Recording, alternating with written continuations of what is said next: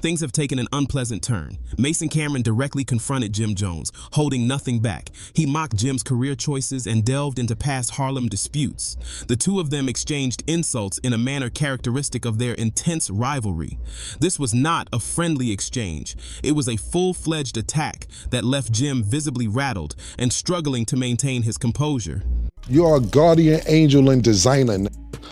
Did you get what the f is you talking about, man? You are not from Harlem. Why do you keep thinking that you are from Harlem, bro? You are not from Harlem. I did not grow up with you, man. Do you remember how we met? Pause. Not met, how you got cool with us? Basically, you heard our freestyles. And you came up to me one day when I was chilling in front of the house. You said, yo, man, I heard the freestyles. Y'all killing shit. More freestyles come out. Y'all heard the new shit you did. Children of the Corn, 12-minute freestyle. Mase, Camron, Cardan, DJ Clue. Google Bloodshed and Camron, Children of the Corn, freestyle. Are you at any of these places? No, you was not there, man.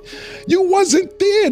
Mase need to go on a diet. He need to get his life together. He need to go to the doctor and get a physical. He looked terrible, bad body, back ass. He look big around the neck, waist look crazy. I'm body shaming this. You heard? He need to go get his shit together, get on the treadmill, do some push-ups, do something.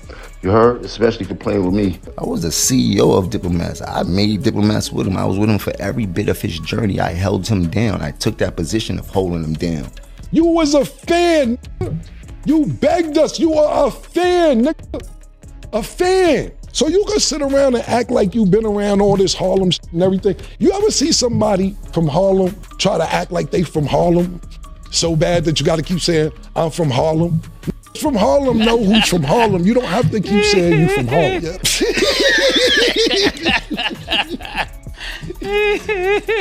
Yeah, listen, man. Listen. You were fanned out and you begged niggas to come to your house after you heard all these mixtapes. That's how you got in. Mase actually taught you how to rap. Literally. He taught you how to rap. Mase taught me how to rap. You say it. We taught you how to rap. How you ran the whole organization. How you made Diplomat. Yeah, you ain't make none of this stuff. You was a fan. That's how you got down originally. Period. I heard the new shit you did. Yo, you want to come through? Come through. Why? Why are we going to Jomo's house? So yeah, I would bring some bitches over there sometime. A little crack maybe. They can't play with me too much. I give them the floor to do that because that serves me no purpose. I got too much to worry about, too much to do. They know what I've done. And dance around it all they want and shit like that, joking, but they know if I get upset, it's gonna be a real problem. Get out of here. Every nigga that put hands on you or you get to altercation, you cool with them. You tried to chase French Montana out the game, that ain't work out. Y'all got cool. So cool that you go to his video shoot, pardon me, not his video shoot, his movie. You're sitting in the crowd watching the premiere and they dissing you in the movie. You in the movie getting dissed, and you gotta eat it, just sitting in the crowd.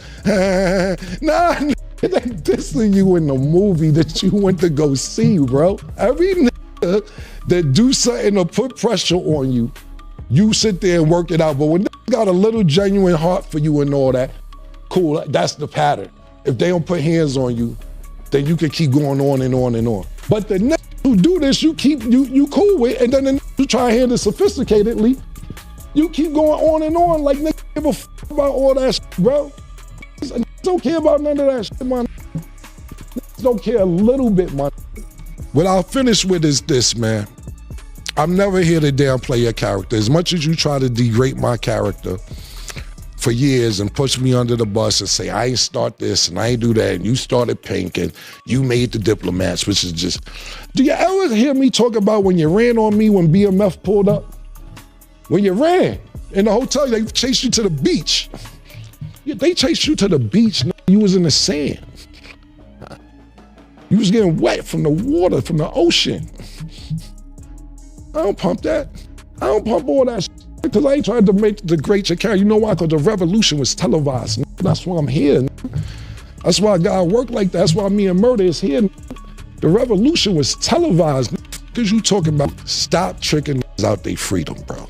This is gonna be the last time I address this. Whatever you got to say after this, good luck. I wish you luck. I got other shit to do. This is not on my motherfucking place. Believe what you want to believe, because I got other things to do. You feel me, Murder? I ain't want to snap one of them nose, but yeah, I'm good. Here goes some popcorn, Stat. Thanks. What was your reaction when Camron brought up all these old stories and everything about you? I laugh, man. I got this thing, man. People laugh at the lies, but the truth always hurt. You know, lies are more entertaining. You heard? You get to laugh, you get the joke, but the truth is a serious thing, no matter how you look at it. The truth is what the truth is. Mase taught me how to rap, and Cam always made sure I was on every single album he had. He was like, boy, once you figure out how to rap, the same way you act in these streets, it's gonna work for you. Just keep going. And that's all so I always gotta give credit to where credit is due and shit like that. It would be no Jim Jones. You know, the internet gets kind of crazy with the lies. The lies are going crazy on the internet. I mean, well, the lies start from a narrative, and the narrative starts from a person, and you just gotta look at it like that.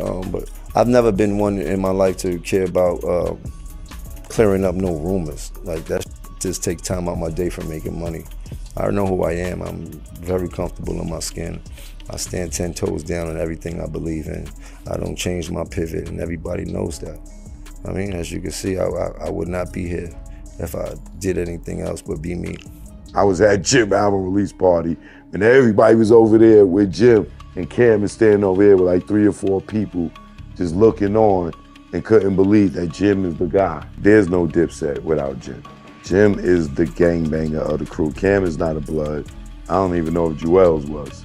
I doubt Freaky was, right? But the set, it comes from the gang shit, right? All the gang all ran under Jim. Right. All of the muscle was Jim. That wasn't Cam. You know what I'm saying? Cam was like the Jay-Z. Cam was the artist. Jim and Cam were partners, so to speak, but Jim took the role of being the underboss, the muscle, to make sure that Cam could function and move around and not have a bad reputation or be getting robbed and all this other stuff. So Jim put he stood front line for anything in regards to Cam, and then he put Dipset in front of Cam. Cam and Jim history go back before me. You understand what I'm saying?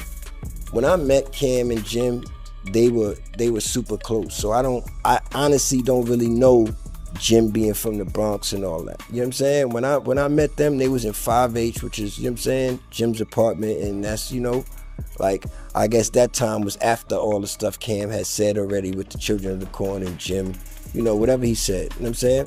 So, like I said, when I got there, Cam and Jim was like this, super tight. Mase wasn't even in the picture.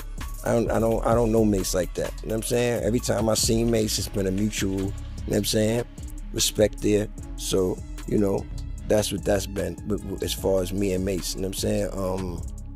As far as, yeah, when I met Cam and Jim, they were already Trump tight and locked in. You understand what I'm saying? The Diplomats was already a name they had. You know what I'm saying? I don't sit there and claim I made the dip, so that's not something I'm doing. You know what I'm saying? I made Dipset though, the two. Yeah, I did that. You know what I'm saying? The wedge that came between Cam and Jim is Jim's success. Cam always looked at him as being the star, Jim being capo. You know what I'm saying? Right. But it's kind of like Sammy the Bull becoming John Gotti. You know what I'm saying? Gotti's probably gonna feel a little way if Sammy becomes the main man. You know what I'm saying? And in that situation, that's what it is. Jim started to grow as an artist. And as he started to grow as an artist, he started moving from standing behind Cam to he started standing next to Cam. And then it got to a point where he stood in front of Cam. And Cam was looking him over his shoulder like, yo, what you doing? And then that built the animosity. And by the time Ballin' hit, Cam had a gang of animosity and internal hatred. And I know because I seen it, I was there. I felt like he was a fucking hater because like I felt like he was supposed to be happy for Jim. He was under the wing. Jim was the muscle. You get what I'm saying? Jim He's Cam's partner, Chopping. but he's taking a step back to play the muscle. But now people got these platforms where, you know, they asking people, so it's like a thin line. So then you got Jim, like, it's just like people say, you can't respond, even though Jim wasn't attacked, his name was mentioned. You understand what I'm saying? So now it opens the door for Jim to say something back. That's what happens. You know what I'm saying? With these podcasts and shit like that. So it opens the door, and Jim chose to, you know, say why niggas was on his dick. You know what I'm saying? That's how Jim chose to carry it. You know what I'm saying? And then, you know, Cam chose to carry it the way Cam chose to carry it, and you have what you have now. You know what I'm saying?